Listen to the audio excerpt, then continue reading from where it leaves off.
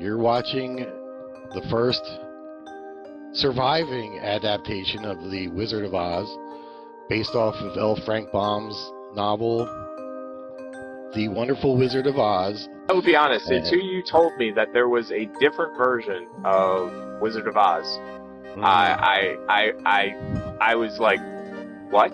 You said that there was. Yeah. I was like, oh, okay, we're gonna do Wizard of Oz, and I was in my head. I'm like, oh, okay, cool. We can talk about Pink Floyd. We can talk about Black and White and Color, and then you're like, oh no, that's not the one we're doing. We're doing the one from 1910, and I'm like, 1910? Apparently, there were 10 Oz movies made before the 1939 Judy Garland classic. That's insane. 4 of those are lost. They're lost media. Okay. But we still have 6 of those that we could enjoy. Let's say you're a movie buff and you're looking for something to watch and you just want to knock something out in a day or a weekend or 2 weeks or real quick, not like a huge list that you're. It's not like the 100 movies to watch before you die. This is something that you could conquer in a day, a week, a weekend, or if you wanted to spread it out, maybe 2 weeks. Yeah. But it's not designed to be like a lifelong project. So that's that's what a quick list is. Something that you can do quickly, hence the name, quick list. I get it. And there's got to be like a theme, like a director or a production company or a character or so they're not random. A quick list is basically not a deep dive but a dive into so say you like a director, you might have a few of those directors on the quick list and maybe one other film that he was involved in but he might not be the director for. Okay, that makes a lot of sense. So you could have like a Tarantino list as an example, a quick list for Tarantino. But awesome. Anyway, we'll move on, and you can fade this to black.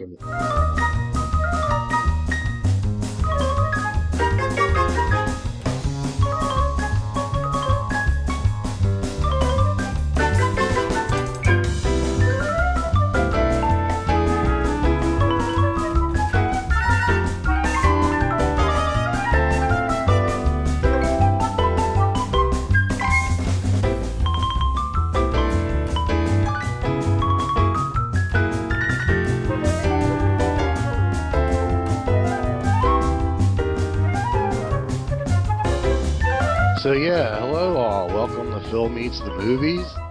My name is Phil Congleton. Thanks for Shumaker. This is Rich. How are you, man? How's it going, dude? How are you? I'm going great. Rich was a huge help with Phil Meets the Movies way back when we did the original ones back in 2011, 2012. I can't believe it was that many years ago. I'll be honest. It's a long time ago. Yeah. Well, this is 10 years. I haven't done this in 10 years, and I'm like a little nervous. Wow, at least you're getting back into it. That's pretty awesome. Over here in the corner, you'll see it in other shots. It's a huge poster full of all kinds of different movies, and it's done in the style of the lottery tickets. The scratch-offs. Oh, yeah. So, you know what's funny is it reminds me of the things that people do at Christmas, the 13 days of Christmas where you pop open one each day before Christmas. Okay, yeah. Exactly. They do that in National Lampoon's Christmas Vacation, actually. Of course they do. Yeah, Chevy Chase is doing one of those. So this has all like a bunch of movies from the 20th century, and what you do is when you see a movie, you scratch off the thing, and it'll have like a poster of the movie there. Oh wow, that's awesome. Yeah, and a friend gave it to me. It was actually like 3 years ago for Christmas, and I've seen like over 80% of the movies. Wow, that's amazing. I had to take it one step further, and I won't scratch it off unless I see the movie, rate it, and write a review for it. So wow. That's crazy. When you see the board later in this episode, you'll see that I probably only have about a little over 40% done. Well, I have a lot more. I was going to say you raised the bars to the next level by saying that it's not just watching the film. Like normal people, it's watching the film, but you're you're watching the film, rating the film, and then also doing a critique on it as well. Yeah, Yeah, yeah. that's a lot. Seeing it, that's too easy. Oh yeah, yeah. Why do it? Gonna, why do the easy part? No, that's hilarious, dude. Makes sense. Makes a lot of sense. I love the movies, so yeah. So I was doing that poster and scratching off the movies and stuff, and I noticed at the top of the list they had silent movies. Right. And on the list is The Wizard of Oz, and I'm like, wait a minute, The Wizard of Oz isn't silent. Yeah, it was 1939. So I'm like, I'm gonna have to. Not only was it not silent, it was also like black and white and color. Like it had everything. It had all of it. Yeah. So I look at the thing and it says 1910 to 1939. I'm like, what? So I had to go in. I had to go in and do research on this and find out what the story was behind this. So on top of all this, I got into Letterboxd, and I've been doing like some movie reviews. Now what's Letterboxd? Give me a couple sentences on what Letterboxd is, because I don't think everybody's heard about it. I know about it because of you, but if you weren't in my world, I'd be like totally lost. So, and if you said Letterboxd to me, I'd be like, oh, you found the movie in a certain format, meaning it looked a certain way. So tell me what Letterboxd is, real quick.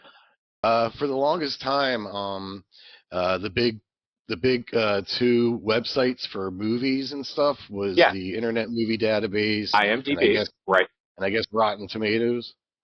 So IMDb and Rotten Tomatoes, they're so old that I think they even predate like Facebook and Twitter and all that kind of stuff.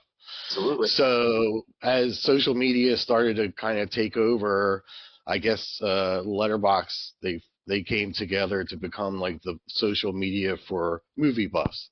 Funny, because you answered one of my questions, which was, can you create lists of movies? So like my top 10 favorite horror films, as an example, because we just recently covered that on the podcast that I do, TV show. Yeah. Is that every person could have their own list instead of relying on some fancy critic. You know what I mean? So this is part of it. So this is part of a list that you have then. So you have a list on Letterboxd for all of the Wizard of Oz stuff? Yeah. So this is what I did. When I started to get into Letterboxd, I started making some lists that I like to call quick lists. Oh, cool. So last year I made a list about these Wizard of Oz films. And there's 7 of them on there. But what we're going to do today is we're going to take a little chunk out of that quick list and make it an even smaller quick list. What is your experience with the original, the 1939 Wizard of Oz? Yeah. So, when was when first time you saw it? I actually, it's funny because I'll actually work a little bit backwards. The weirdest thing that I've ever heard about, which I'm sure everybody's heard about, is the Pink Floyd crossover with Wizard of Oz, which I've gone to one party that was that. So for anybody that doesn't know, I do believe it is The Dark Side of the Moon. Dark Side of the Moon, which is an album by Pink Floyd. If you start that at a specific point that you start Wizard of Oz, it will play through the entire movie, the entire audio twice. And the correlations in the film are a little too coincidental. And again, one of those conspiracy theories. But then we'll work backwards. I used to watch it as a kid. So funny enough, it is one of my mom's favorite films. So when I was a kid, every single year they would show it on television, and every single year we would watch it. And I absolutely loved The Wizard of Oz as a kid. I don't know why. I think it's something about the fantastical nature of it. It's not like it. When I was a kid, there was a lot of like what I would say reality kind of movies, like Jaws as an example. They took something that was real and then they made it like, wow, that's spectacular. Whereas Wizard of Oz, I understood it was in Kansas, but it just did not feel like a real place to me. You know what I mean? Just the sets, the way they did it, everything seemed very like fantasy. I guess is the best way to say it.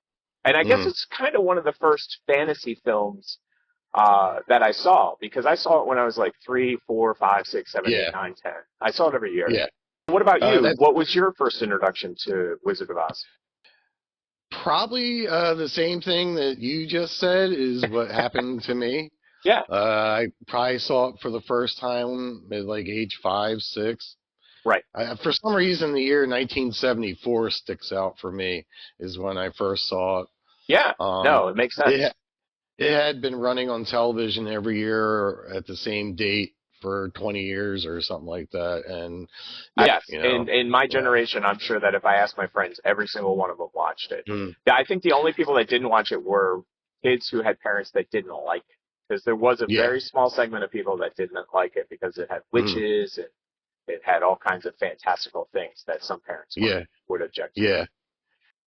So you've seen the movie enough times that you understand what's going on. You know Dorothy and the Scarecrow and the Wicked Witch of the West and the Yellow Brick Road. So you know you've seen it enough where you'll understand what we're talking about and stuff in this. So getting back to the quick list thing is if you add all 3 of these movies together, you're talking about maybe 2.5, 3 hours worth of stuff. That's a night. That's one night. If you do the full 7 list, you can get it all done in 7 hours of runtime. Right. So it's like a Saturday or a Sunday watch fest kind of thing. Yeah. So that and right there you knock off 3 movies or 7 movies. Right. And off of your list, and I'm not going to say that these are great films, but I'm not going to say they're bad films either. That's funny. But they are important to be seen because they are kind of artifacts from cinema history, and they do have a lot of interesting things going on to them that kind of enhances the experience when you finally get around to watching the 1939 version. Oh, I get it. So you watch these kind of as a precursor to watching the 1939, and then the 1939 version hits harder. It's got like a different feel to it because you've seen these other ones. Yep. Yeah, and you kind of learn about the evolution of how they got to the 1939 version. So L. Frank Baum wrote this book and released it in 1900. The year 1900. So that's kind of cool in itself, is the fact that he released this book at the start of the 20th century. Like absolutely. The 1900 book spawned a 1902 Broadway play, which ended up being really successful that entire decade. It was a huge hit, and what is interesting is it was geared towards adults. So, what's funny that you should say that is because, and I'm sure you'll talk about it later, but that kind of is what Wicked is. Wicked isn't designed for kids. Wicked's designed for adults. So from 1902 until about 1909, the Broadway play was in full steam and doing well on Broadway, which then obviously when this new technology called film comes along, I'm sure somebody's like, dude, we got to take this and make some more money. And that's what he wanted to do. He wanted to like figure out a way to do a film adaptation. Right. And finally in 1908, he didn't really do a film per se. He did like a 1908 version of like if you went to Disney and saw like the Indiana Jones show or the sort of like a walkthrough. Like you basically, or a ride kind of thing. No, it was more of a combination of live actors, music, and film. I believe he took it on the road. Smart. My gosh, that makes perfect sense. Basically, but what you're saying is it sucked up the money. It was too big of a production. Yes. So in order to try and recoup some of the money they lost, they rolled it in and made this film. Gotcha. I got 2 nickels left. Let's make a 2-nickel film and see if we can recoup. I get it. Makes perfect sense. So with that 1908 fairy log and radio plays lost right now, this one is the most current, the surviving member. The earliest surviving member. And 1910 is this version, right? The first surviving copy of or adaptation of The Wizard of Oz. Right. And it's called The Wonderful Wizard of Oz. So what's funny is some of the books were written after the movies came out. Oh, okay. Baum wanted to see if the movies could influence the creation of the books, I guess. That's amazing. That's really amazing. Yeah. Yeah, like he used the movies to come up with ideas for the book. The direction I was going with is like the Sam Raimi effect, where Sam Raimi made the same film twice. He made Evil Dead, and then he made Evil Dead 2. And if you watch the two movies, it's basically the same film. You know what I mean? It's not like a continuation of the film. So that's why I was asking, like, did he just keep making the same film over and over and over again to get it better, or was he basically progressing the storyline? Yeah, I guess he was progressing the story and coming up with different stories and stuff like that. So I guess the Wonderful Wizard of Oz, or the Oz universe, was one of the very first universes that existed in film. That's pretty cool. And the whole concept of the shared universe kind of stuff goes all the way back to the start of film. Yeah, that makes sense. That makes a lot of sense. People think it's something new, and it's actually not. It's not. It's been around for a while. Yeah. But it makes sense. I mean, if you got something that's working, keep doing it. You know what I mean? Don't change the formula. Just keep going. Yeah. Cool. That's awesome. The concept of franchises and things like that is very old. It's not something new. So, like we said, the fairy log and radio plays wasn't a financial success. It was a great idea, but it was too expensive to take it out on the road. I could see that. It has too many working parts, if you think about it. Yeah, it was a great idea, and people liked it. It was too expensive for. Well, let's look at the numbers here. Like, let's write a book. You need a pen and paper. Let's make. What was the next thing he did after the book? Well, after the book, he helped set up Broadway. He did Broadway after. Show, right. Yeah. And I was going to say Broadway, it works because you basically are in the same place, you have the same actors, and then people come to you. And then his third idea was like, oh, it works great with people coming to us, let's go on the road. And that's when he that didn't work the way he thought it was going to. It just cost too much to make, and no, there's too many working parts. Like, it's funny that you should say that, because that is a modern problem that's happening today. There are touring artists, typically music bands and stuff like that basically can't tour because of the expense to do it.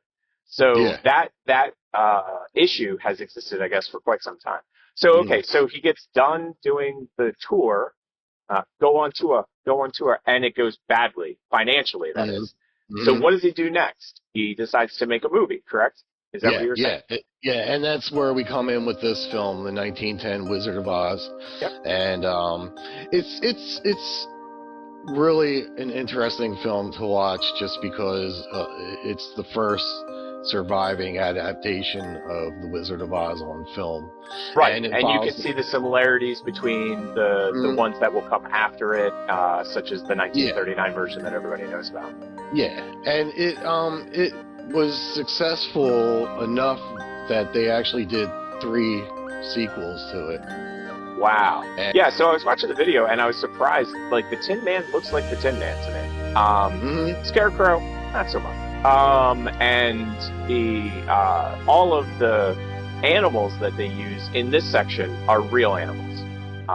They've got real camels, they had real horses, they had real everything. But the production value here is pretty high, if you ask me. Yeah. There they are. There's real horses. And then in the next scene is here's real camels. There's a camel, for heaven's sake. And then you can see the Tin Man in the background, and the Tin Man looks legit. Like, if you said this is the Tin Man from 1939, I would have been like, yes, it is. But that Scarecrow is pretty heinous. The Scarecrow definitely looks like a killer clown from outer space. It does indeed. It does indeed. You don't necessarily have to be a Wizard of Oz fan to be into this. You could be like a fan of silent film. You could be a fan of fantasy films. Black and white. Black and white, pioneer filming, well, whatever you want to do. You have to remember this was only 15 years after the film industry started. Right. So think of that. That's something definitely to keep in mind, for sure. 100%. Like in today's terms, think about that. That's the same age as the Marvel Cinematic Universe. So that makes perfect sense to me. So think where they went from Iron Man to where they're at now. Well, this is a vast improvement on what they were doing in 1895. So, it is, absolutely. Yeah, I've seen some of those is. early films, and they're very, like, not a lot of story. So anyway, I recommend you seeing this film. I gave it a D. It's still fair to good. Wow. It's 3 stars Letterboxd or 6 IMDb is what I graded it at. It's not horrible. That's a watchable film, but you're not basically like run out to your local Redbox and demand it. So I totally understand. Well, the film was somewhat of a success. The critics kind of liked it because of some of the technical stuff that was done in it. But the fans were kind of rebelling for some reason and weren't too crazy about it. And one of the things I think it has to do with the negativity is the fact that it's people in horse costumes and stuff like that. Yes. And most of the animal characters running around in this film were added. They weren't even in the book or anything. They were added to the movie. And that was one of the things they did with the Broadway play also, is they added a lot of characters that aren't in the books. Interesting. So my thing is, well, if you're going to add in character, why are you going to add a character that's really way too difficult to, show on film? Right. Right. But it's like saying you're going to add a butterfly to a film. I'm going to have a butterfly in my film. Like, how are you going to do that? Like, that's, I mean, it's this big. Like, they're tiny. Like, what are you doing? So I totally understand. They could have added anything they wanted, but they added something very difficult. Yeah. But then again, we're still kind of in the theater era, Right. Like, before film, it was all theater and stuff. And they had centuries of plays. So it wasn't like they didn't have a vast catalog of plays that they could pull, that they could learn from and understand. Makes a lot of sense. I'm sure a lot of audience members just let it roll. Right. Okay, it's a guy in a cow suit. Okay. Right. Fine. It's theater. That's what theater is. Right, exactly. And if you ever watch any movies that show old, like, vaudeville or way earlier, like the 15, 14, 1200s, they always had, like, jesters and jugglers and clowns, and they did all kinds of weird stuff that as an overarch, it makes sense. But, like, in the idea of, like, A leads to B leads to C, it makes zero sense. It's a lot closer to what I would say a circus than it is a movie. Like, if you were to think about going to an old play, it would be a lot closer to going to Ringling Brothers and Barnum and Bailey than it would be like going to see the MCU. So. Exactly. And that's what early films are pretty much recordings of stage plays and theater plays. That makes a lot of sense. Stuff like that. But as we're getting into the 1910 and 1915, you start to see that change from the theater type of framing to actual outdoor shots and cameras moving. Like, we're locations and quality and better costumes and just everything gets upgraded. We're still in kind of the stationary camera era too. Like, you see a couple of moves in this movie, but not a lot. I'll be honest. I see more moves in the title screens than I see in anything else. I'll just be honest. Yeah. So it's kind of fun. So, one thing I forgot to mention about the 1910 film was it doesn't take place in Kansas. It actually takes place in Omaha. There's actually a billboard or something at the start of the film that says Omaha. So after like I said earlier, after the 1910 film, it did spawn 3 sequels. Dorothy and the Scarecrow in Oz, The Land of Oz, and John Doe and the Cherub. That one's a weird name. Yeah, that one's just right out of left field. Yeah, well, that one sounds out of left field, to be quite honest. And they're considered totally lost. But anyway, we'll move on, and you can fade this to black and take a break.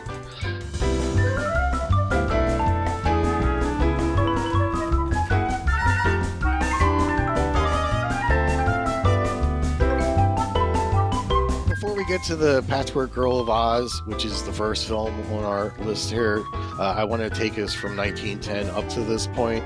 Okay. So, and it brings us back to what you were talking about earlier about the film industry kind of started in New Jersey and the Northeast and all that.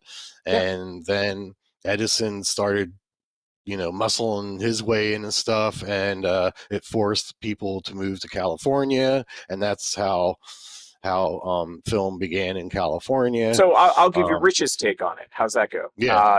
Please. From my understanding, the way that it went is that Edison held a patent. That patent, he basically tried to extend, beyond what most people felt was fair, meaning that he owned the patent for the machine to show film. And then he tried to say that he therefore owns film. So anybody that made a film, Edison's like, you got to pay me. And everybody, all film was done in New Jersey because Edison was in New Jersey. The films were in New Jersey. Everything was in New Jersey. So you have all these film companies in New Jersey. And the companies are like, we're giving away money for no reason. And so they were having a problem. And so these movie companies that were in New Jersey and tied to Edison, and Edison's getting money and they're not happy about it, they move to California. Now, it was a twofold reason to move. The first fold was because now they could get almost literally 365 days of production outside. They didn't have to build a big, giant building, although they did build big, giant sound stages, but they could still do plenty of outdoor production. And then secondly, they could challenge Edison and say, you don't own everything. And that broke what I would say is the Edison connection. Meaning that Edison no longer had direct control of everything, the projectors, the film, and everything. And so it was done for two reasons. One, to get more and better production, more consistent production, I should say. And then secondly, to legally get themselves away from Edison so they could keep all the money. And, the most famous of the migration from New Jersey to the West Coast was the United Artists. It was Charlie Chaplin, Mary Pickford, Douglas Fairbanks, and D.W. Griffith. They're the ones that created United Artists, and So L. Frank Baum decided to do the same thing.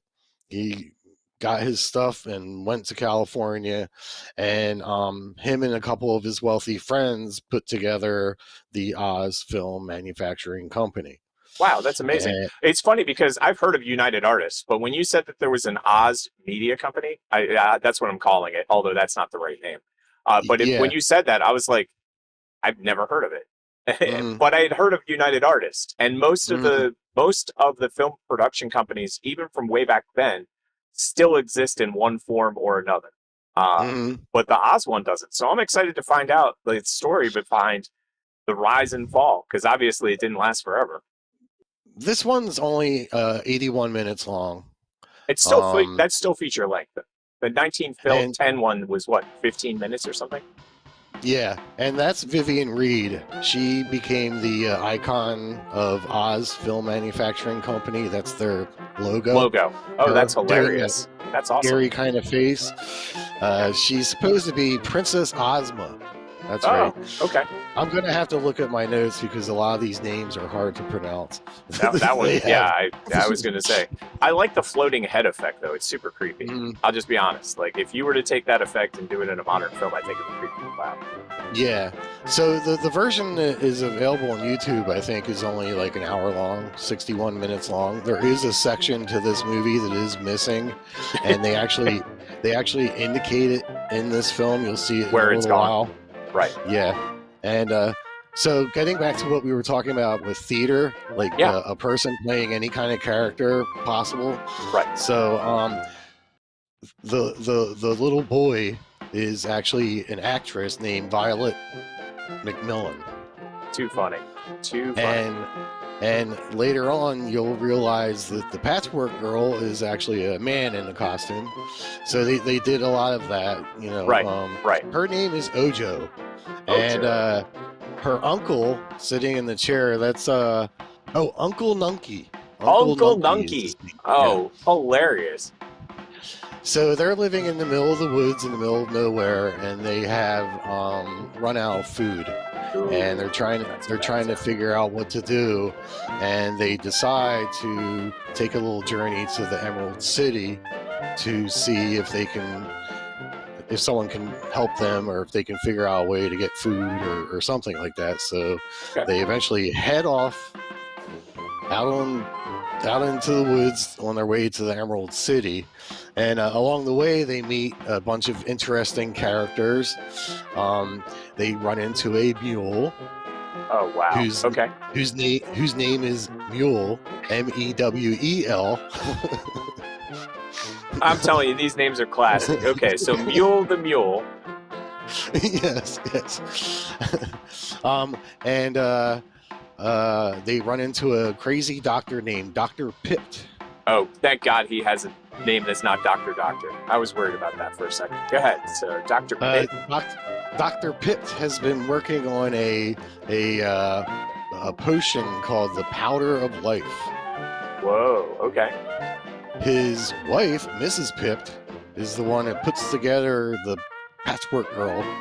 Okay. And then gives the powder? They use the powder on her, and that's how she comes to life.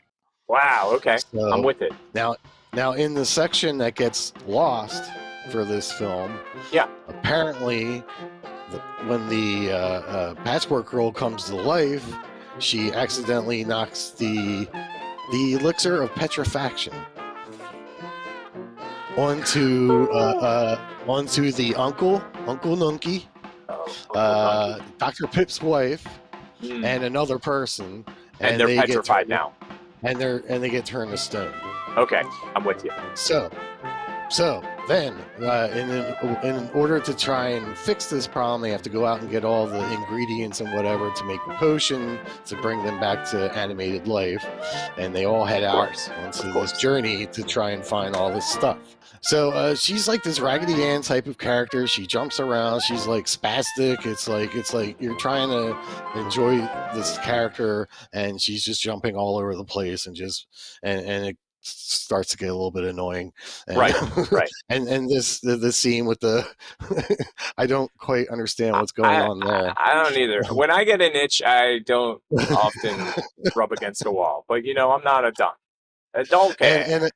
And it's this kind of stuff that was like, okay, why is this guy in this suit? They couldn't just get a real mule, I guess. I have a feeling that it was just difficult to deal with the mule, especially when it seems like they wanted to do very specific things. Rubbing against trees and stuff, rubbing against different stuff. Yeah.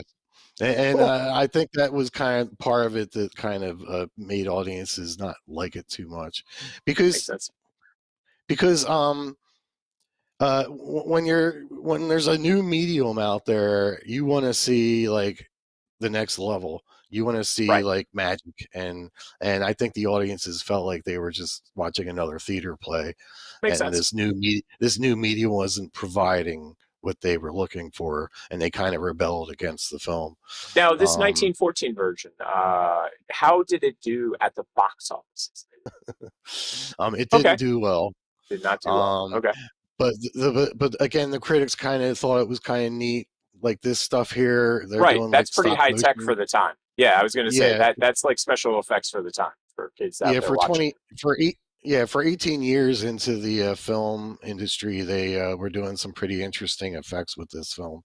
Gotcha. And that was one of the things that the critics kind of liked about it, but the audience kind of rebelled, and it was a financial disappointment.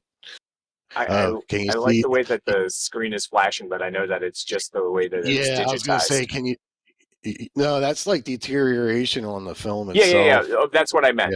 Sorry. The film itself has deteriorated, and when they digitized it, this is how it looks. The reason I bring that up is because I actually thought it was a special effect at first. I was like, wow, that special effect's kind of cool. And then I'm like, it's not a special effect. It's film that's degraded. So, like, the critical reviews were okay for it, but the public rejection was just like... And that's where the money comes from. There's no critics that are paying to make films. In fact, they see them for free. So if you've got critics doing well, go ahead.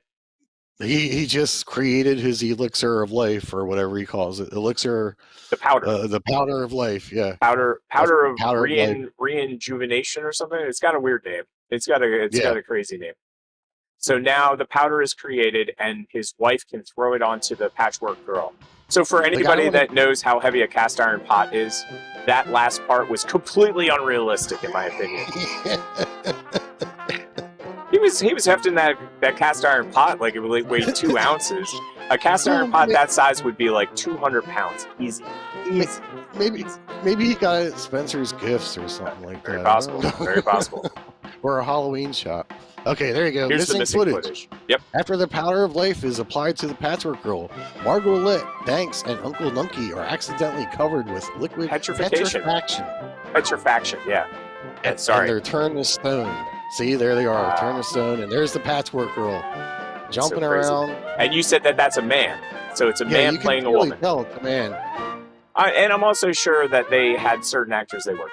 I think it's no different than the modern age. Like they could cast A, B, or C. They're used to working with A, so they cast A. You know what I mean? Yeah.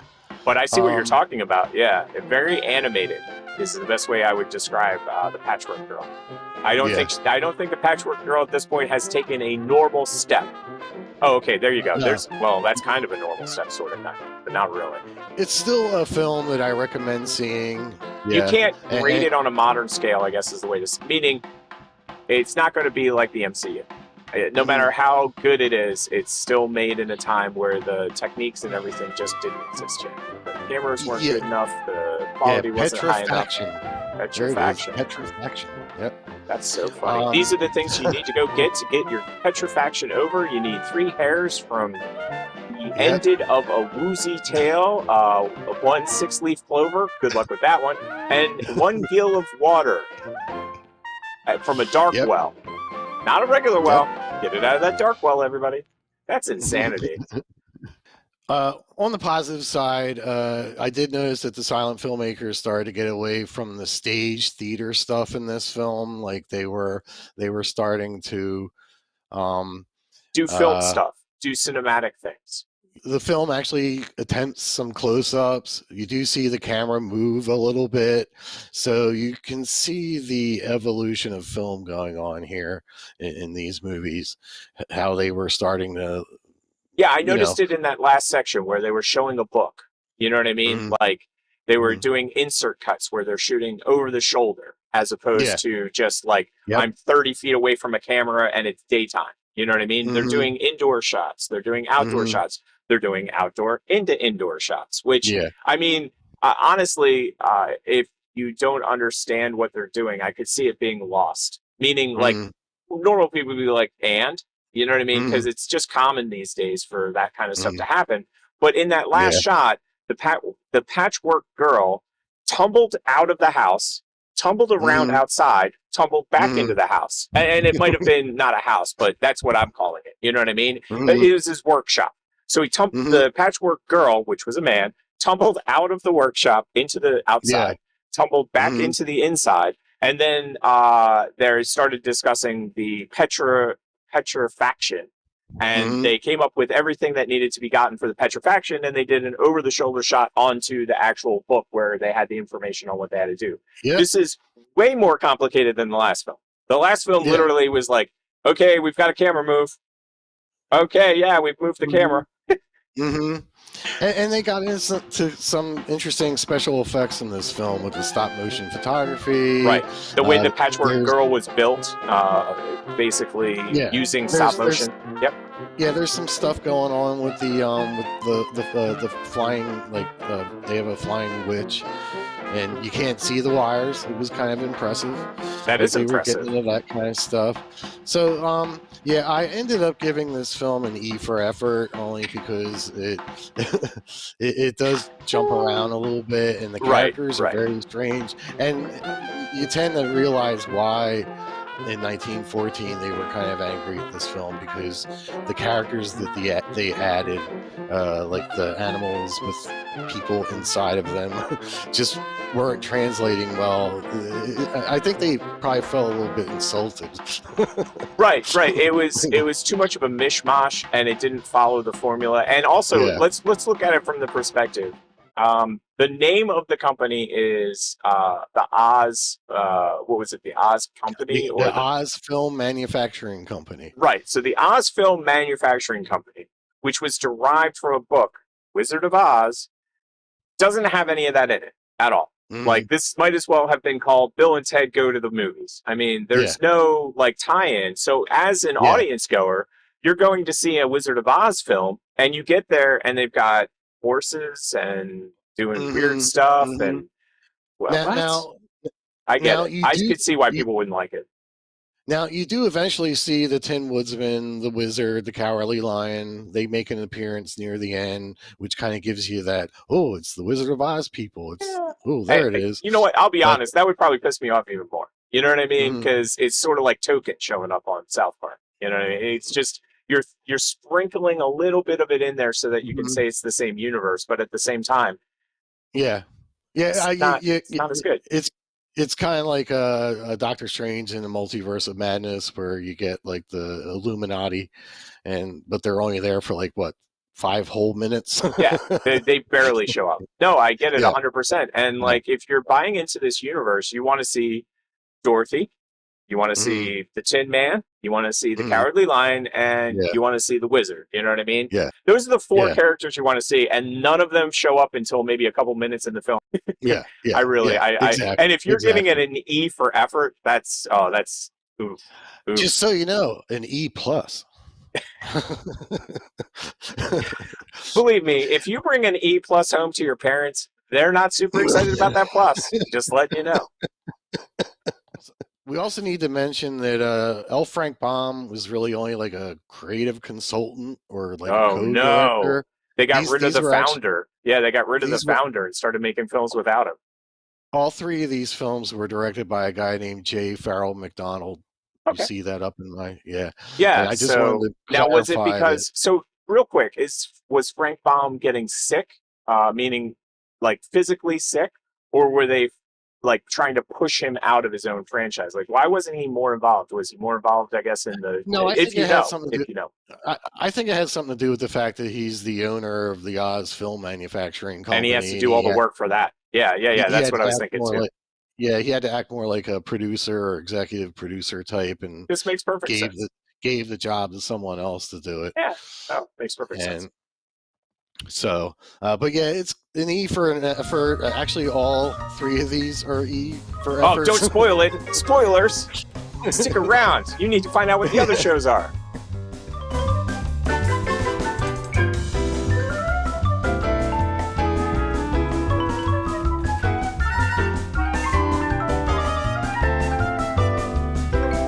As we move on to the next film, the next film was supposed to be the 3rd film, but because the Patchwork Girl of Oz did so bad, they pushed this one up quicker and brought it out as the 2nd film, because the idea of not having the Oz characters that everyone knows and loves in the last film, they pushed this one up because everyone's in this one. Okay, that makes sense. So basically, Patchwork Girl comes out. It's a bomb. The next, speaking of bomb, the next film was supposed to be, the next film that was supposed to be released didn't have any of the original characters in it, and that was probably one of the major complaints. And then the 3rd film was going to have all the major characters, so then they just bumped it up in the timeline. That makes a lot of sense. So number 3 went to 2, and number 2 went to 3. Okay. And the 2nd film is called His Majesty, the Scarecrow of Oz, and it's about an hour long. I just left it on this title screen because I just think she's the creepiest. Like, honestly. That was I've read and heard numerous people say that they thought she was creepy. Super creepy. Here, let's put it this way: if this is supposed to be the lion that roars at the beginning of MGM, like, that's just no, pretty much no. It's Vivian Reed. She's supposed to be Princess Ozma, Right. No. You explained that, and I totally get it. It's just when I look at her, especially the floating head effects, because they did it really well. Whether they meant to do it on purpose or not, that head just looks like it's severed from the body and floating there in space. The headpiece makes it even worse. And it's actually a popular icon. Like if you do a search on YouTube, I can imagine. You can find a bunch of stuff on it. Oh no, it looks like it would be super popular, but I could see it scaring the crap out of a kid. You know what I mean? Especially when it comes on because let's look at it from this perspective. And let me just, I'm just going to do this real quick. Give me 1 second to try this out. Welcome to the show.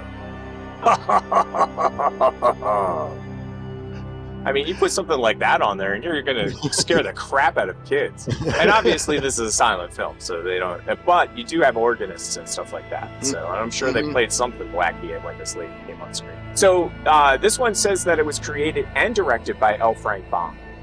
So that's interesting. That actually is a typo. The title cards were remade for a re-release. I get it. So then they screwed them up. Yeah, and they screwed them up. And someone screwed it up and put L. Frank Baum as the director. Yeah, because you had said it was directed by somebody else. So yeah, it's J. Farrell McDonald actually is the guy who was the director, or at least he's the one listed in everything you can look up on this. Right, and it makes perfect sense.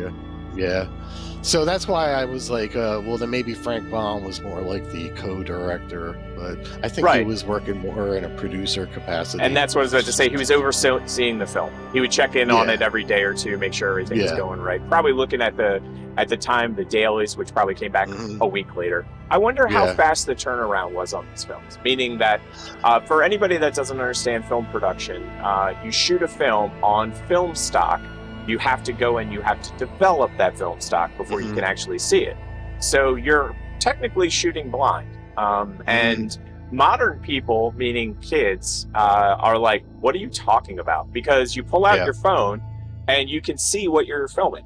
You know what I mean? Yeah. But that's not the way it worked. It didn't work that way. You shot, you developed, and then you looked at the film. And in the film industry, up until probably 20 years ago, 15 years ago, they were called dailies.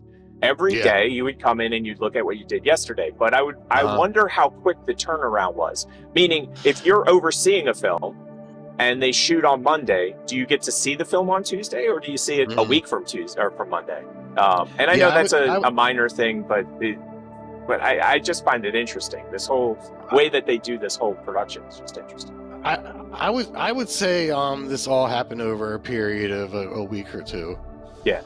Because when you read up on these three films, they were released within like 3 weeks of each other. What? They released the one in like late September, and then they released the second one in like mid-October. Somebody better teach them about release schedules, because that's just too much, too fast, too quick. That's just what I'm saying.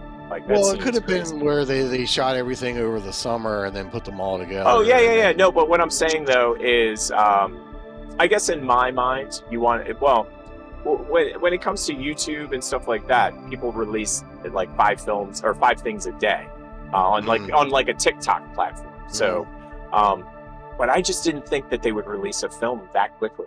3 films back to back to back. They were shot in 1914. Like they were all shot in 1914, and they were all released in 1914. So they could take a few months. You know what's funny? Now that you say that, I completely forgot about the serialized films that used to come out, where you would go every week, and you would see the come back next week for the next part of Flash Gordon. I totally forgot that they did that. So this makes more sense that they're trying to compress the time to get more films out more quickly. Just seems like a bad plan. Plus, in the early days of film, you weren't doing like a work print really of the film. You were just cutting it. You would just cut it and put it together, and then make copies make copies of it. Right. You know, so it probably was a little bit a little bit quicker. Plus, you didn't have to worry about sound. No, you got no sound. Yeah, you don't. There's no colorist. I don't think there. I mean, what you shoot is what you get, and if you did it good, great. If you did it bad, you're still using it. We don't got the money to reshoot. So that's just crazy to me, though. That's such a fast So, timeline.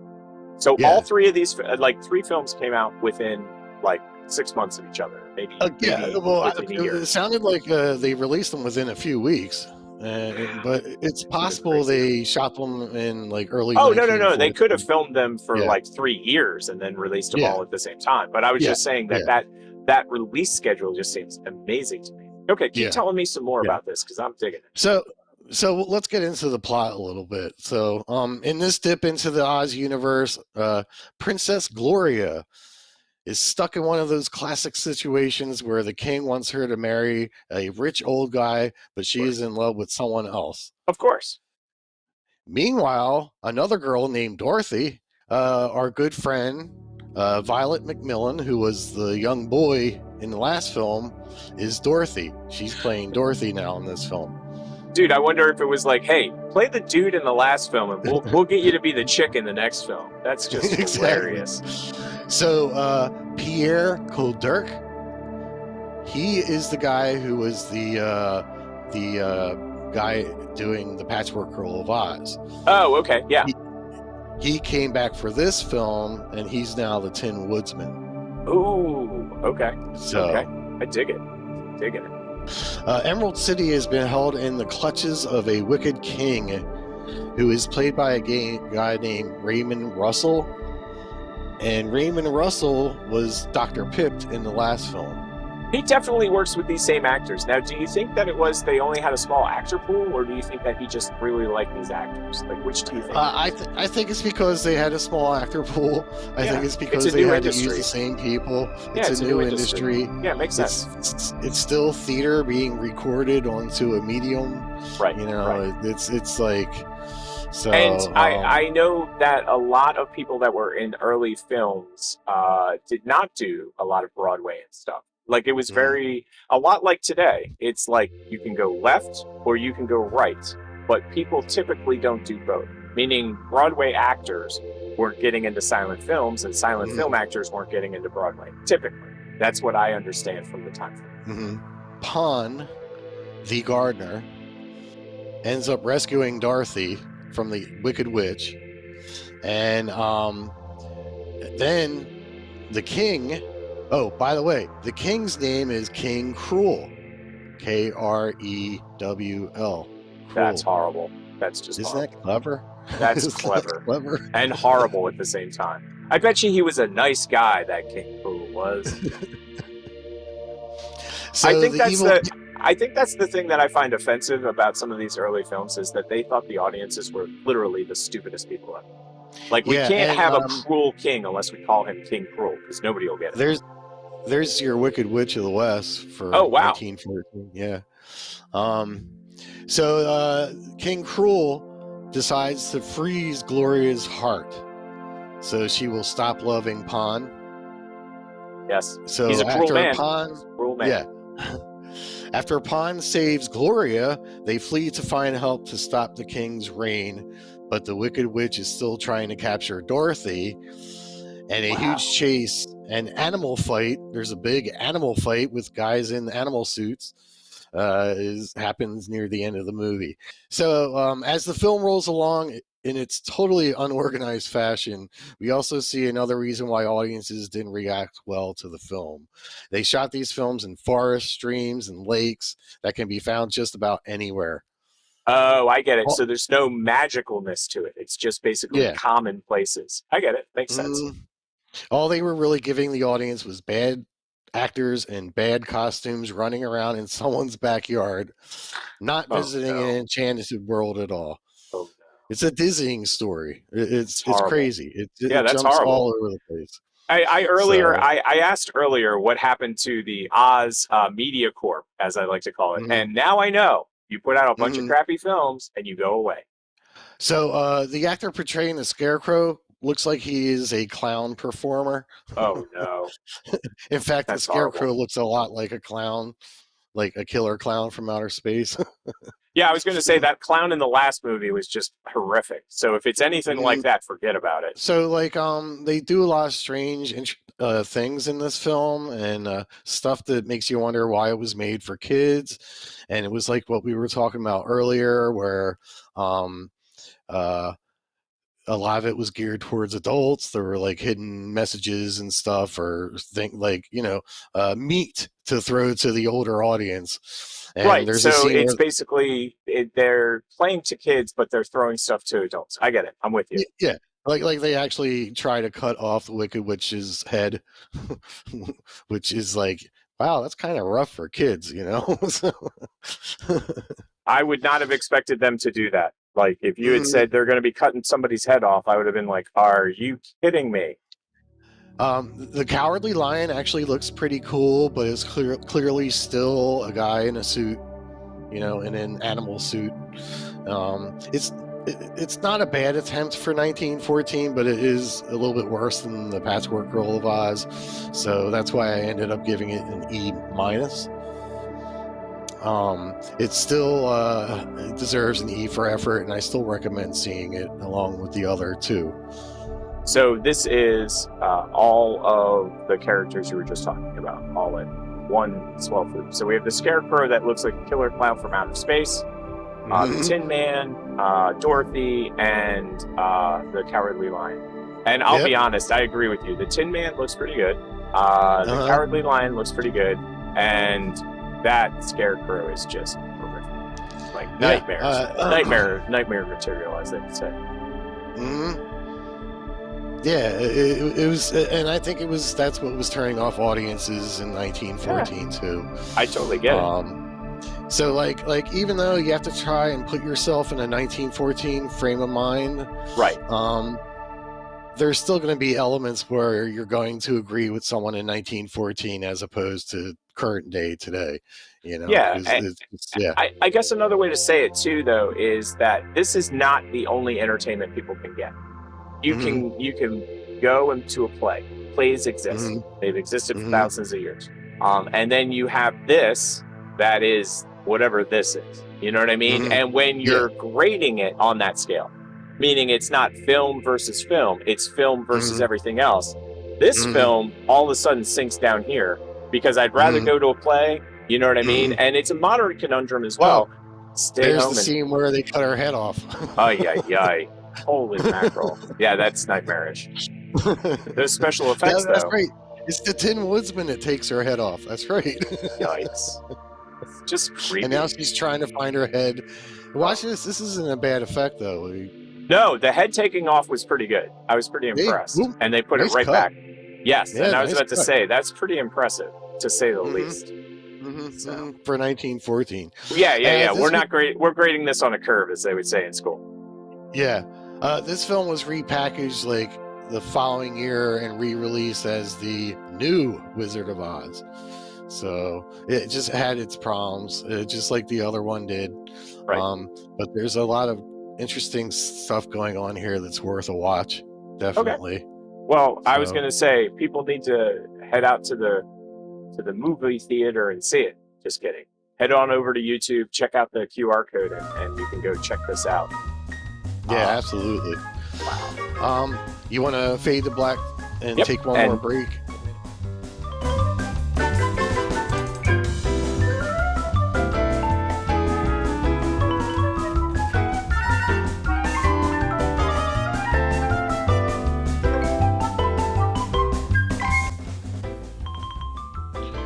So the Magic Cloak of Oz also came out in 1914.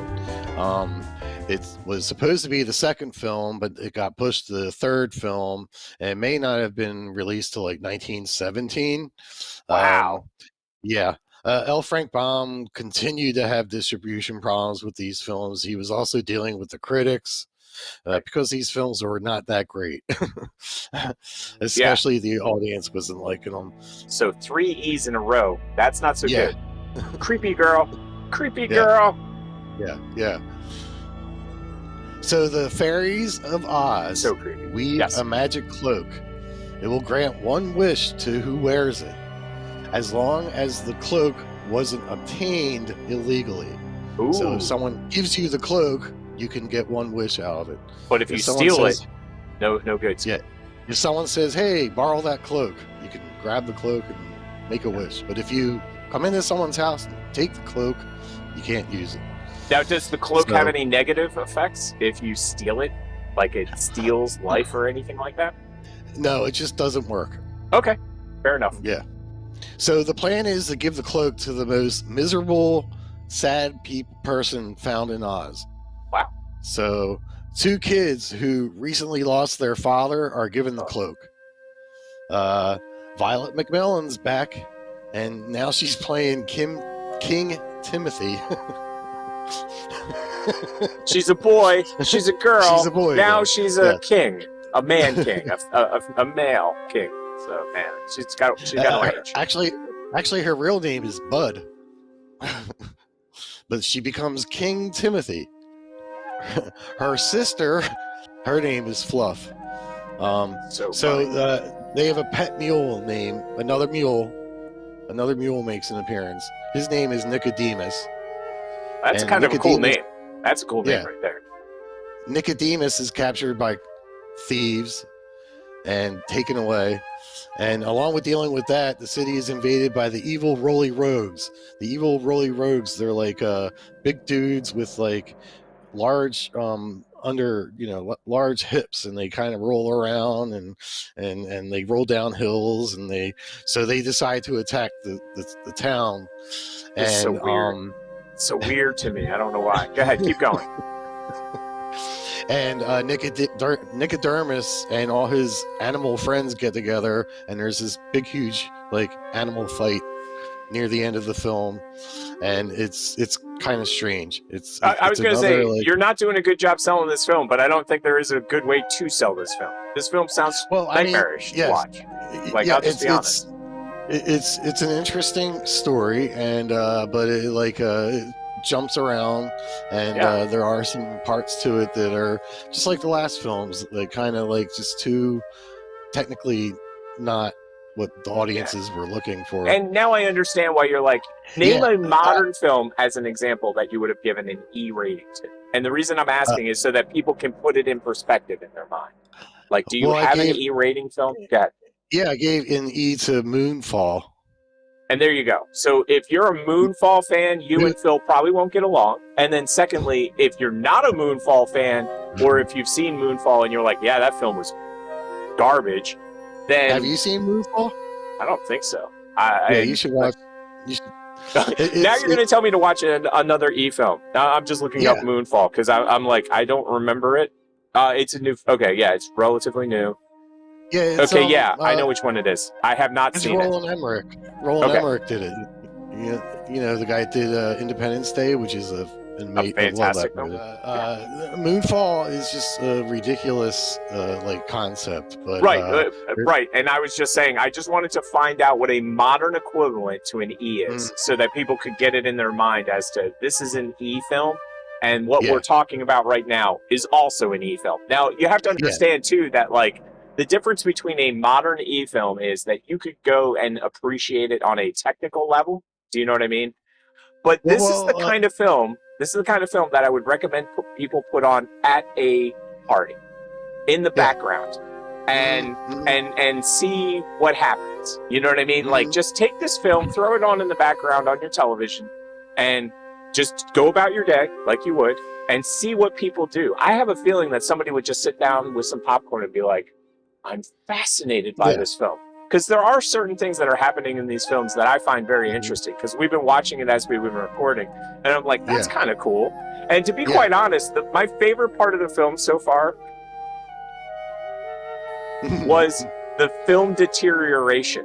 Like, when the film deterioration came on screen and it was like phasing on the screen, I was like, wow, that is the cool... Oh, that's not a cool effect. That's just broken film. But it looked cool. That wasn't fog or anything. No. Fog. So let's get back to this third film in the trio of films that we've talked about today. Mm-hmm. Well, I wanted to say, though, that the reason I told you don't have to watch them if you don't want to is because I wasn't sure how... You wanted to keep the friendship? I know you, and I don't know how long you would last in a silent film. So, No, I appreciate that. I really do. I've seen probably but, I obviously know I've you're seen a some. Metropolis fan. I know Right, you're a Metropolis fan. and is the Yeah, crowd a yes, silent film? Crowd Um, Silent. Yeah, but the thing is that Metropolis is a masterpiece. The crowd mm, is a masterpiece, masterpiece. and Yeah, this isn't even these close are to a masterpiece. yeah, This is these like are middle of the road, yeah, 5 out of 10s. yeah. This is like a hot pocket. This but is not pizza from like a 5-star place. but This is not a. Go ahead. I just want to emphasize though that a 5 out of 10 from a 2022 movie is a lot worse than getting a 5 out of 10 in Yes, 1914. yes. So You had to screw the pooch if you're getting a 5 out of 10 on a modern film.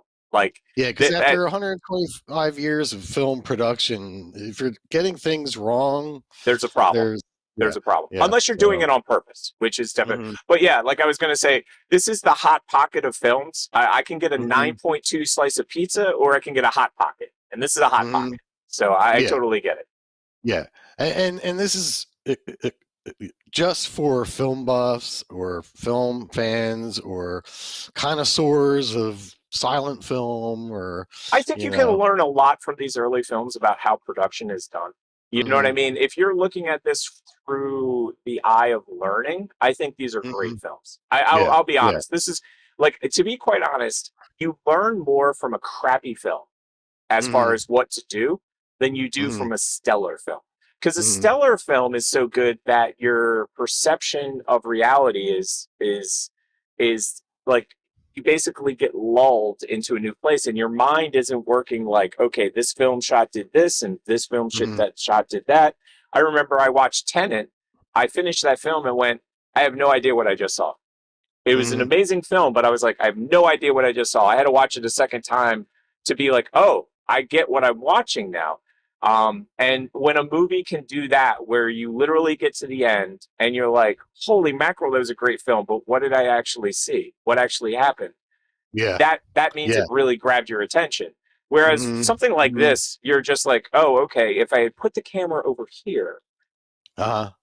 Yeah, exactly, exactly, uh, and that's why I have the five, the E for effort because I still think they really tried their best to oh, try and make this film. 100%, 100%. It just wasn't working out, and No, there's okay, enough in so it. go ahead. There's enough in the film to enjoy without switching it off. Right. Um, but as an unbiased look at it, it did have it. They do have their issues. So And I was going to say yeah. and that's where I was going to go with it from a technical point of view. Like if you've ever shot black and white photography, I'm Mhm. watching this film going, what is going on? Do you know what I mean? And, Like the way that it's yeah, exposed and stuff like that. I'm like, oh, this is not so great. As yeah. far I as mean, putting a film together, though, they put a film together, and I got yeah, to give them credit for that. That takes effort. yeah. Yeah, and there are some nicely framed shots in these. The early filmmakers were really good at framing their shots and composition and things like that. Yep. Yep. And the they're just fun to watch, and they're short. I mean, you can Right. get these done in 3 hours. Right, So, right. And like I um, said, this is the kind of thing that I'd recommend you throw on at a friend's party or at your party with your friends coming over, just as mm, some fun background film. You know what I yeah, mean? Just as something interesting to have on in the background. yeah.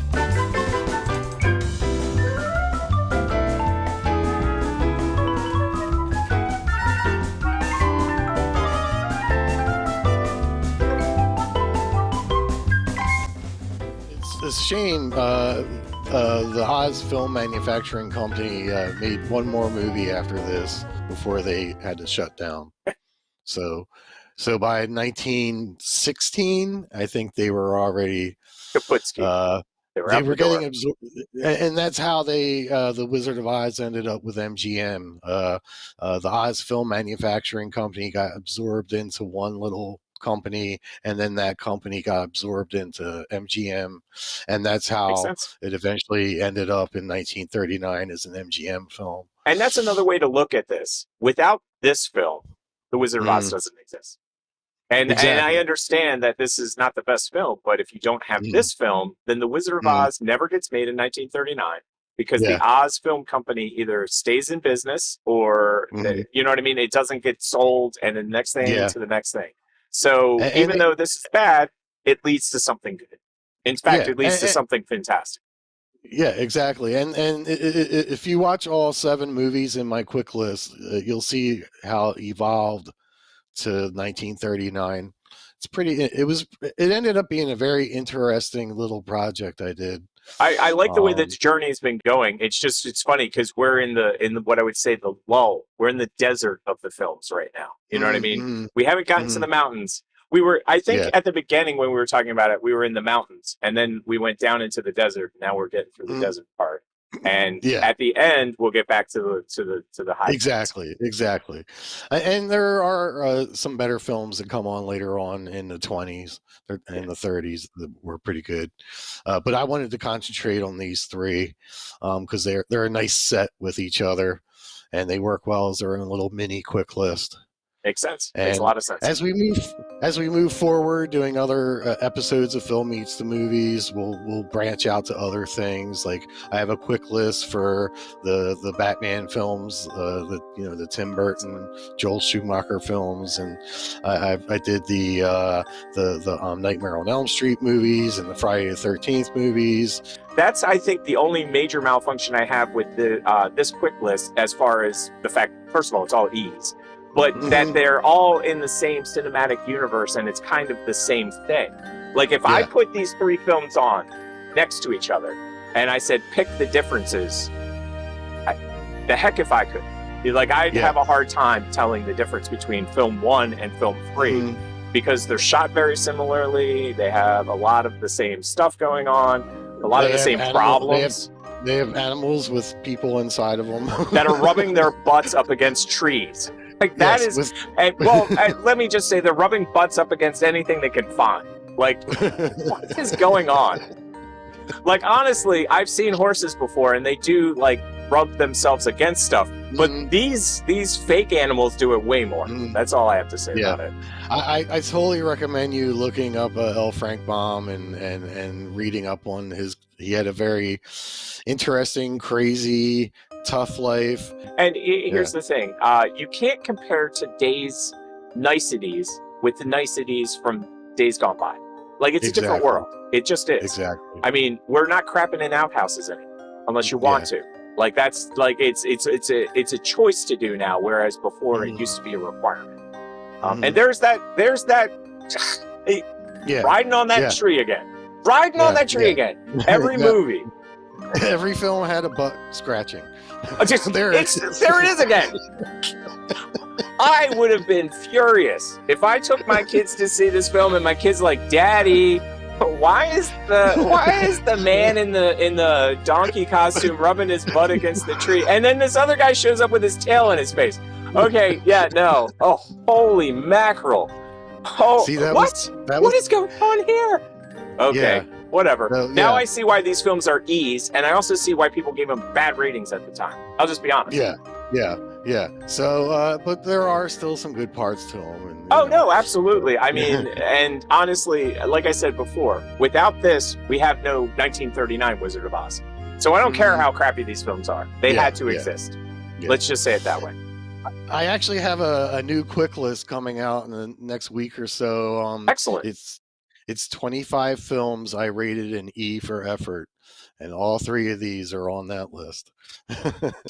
Oh my God. So 25 waste of time films. No, I'm just kidding. Well, I mean, E no, isn't a waste of time, but the waste of time films are the 1 through 3. right. They're A 1 those out are of 10, a 2 yeah, out of 10, or a that's 3 an out of F. 10. And that's a solid F. And Well, E, no, my Fs okay. are 4s, the 4 out of 10. And I still recommend seeing the 4s too, because you have to Oh, see wow. those movies to Well, believe them. what letter does that get then? Is it like a U? Unsatisfactory? But Yeah, the 3s are unwatchables. They're that's a U's. U. That's a U. And Okay. a 1 or a 2 are just considered the worst movies ever made. W. A W. Yeah. Holy Mhm. mackerel. So Yeah. okay, so E's are E for good effort. effort. E for effort. Yeah. F Yeah. is a failing grade, but you should still watch it. Q, unwatchable, and a W. A W is the worst, which is the worst. It's the worst. And well, sixes, I just wanted, yeah. And sixes are fair to good. Right. Oh, no. We're talking about the low stuff now. We'll get into the good stuff in the future. So, but right now we're talking about like on Phil's list. If he gives it a W, you might as well never watch it ever.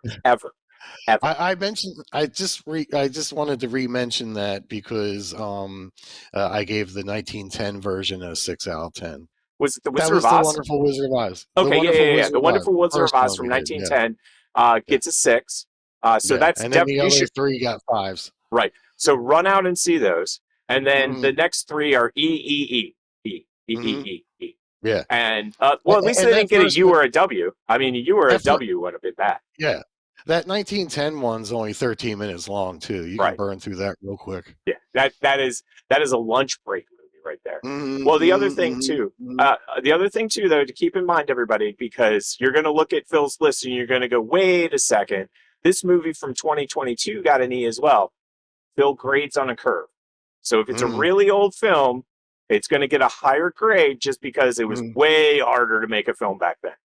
Way harder. Exactly. Like anybody with an iPhone can make a movie right now. Like literally. Exactly. If you want to make a movie and you got an iMovie, anybody can make an unwatchable film, by the way. Anybody can make a W.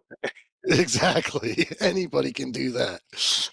You get at least a 0.1 just for finishing the movie, you know? And so did you end up watching all these? No, I didn't watch any of these. I've watched them while we've been doing this, and I've noticed a theme. I'm just saying, I've noticed a theme. That's the easiest way to say it. I think you should crack open a couple beers and watch these babies. I think I'll need more than 2. That's all I got to say.